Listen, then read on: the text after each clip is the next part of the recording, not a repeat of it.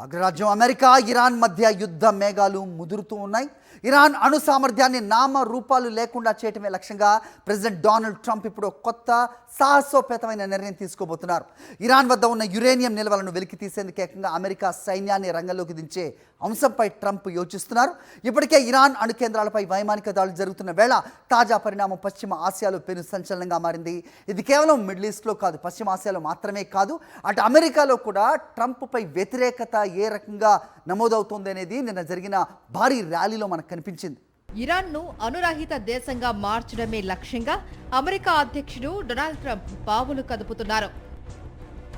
ఫిబ్రవరి 28న ప్రారంభమైన operation epic fury రెండో దశకు చేరుకుంది. ఇరాన్ అణు కేంద్రాలను కేవలం ధ్వంసం చేయడమే కాకుండా అక్కడ నిల్వ ఉన్న సుమారు 970 పౌండ్ల శుద్ధి చేసిన యురేనియంను స్వాధీనం చేసుకోవాలి అని పెంటగాన్ భావిస్తుంది.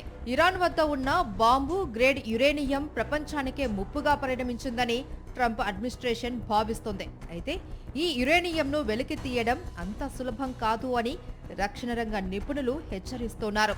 ఒక్కో సైట్ వద్ద కనీసం 1000 మందికి పైగా అమెరికా కమాండోలు మోహరించవలసి ఉంటుంది. ఇది ప్రత్యక్ష భూతల యుద్ధానికి దారితీసే ప్రమాదం ఉంది అని రాజకీయ విశ్లేషకులు ఆందోళన వ్యక్తం చేస్తున్నారు.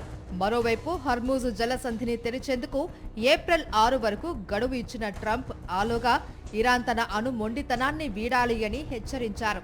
ఒకవేళ ఇరాన్ మెడలు వంచకపోతే అణు కేంద్రాలే కాకుండా విద్యుత్ ప్లాంట్లను కూడా నేలమట్టం చేస్తామంటూ ట్రంప్ చేసిన వ్యాఖ్యలు ఉద్రిక్తతలను పెంచుతున్నాయి.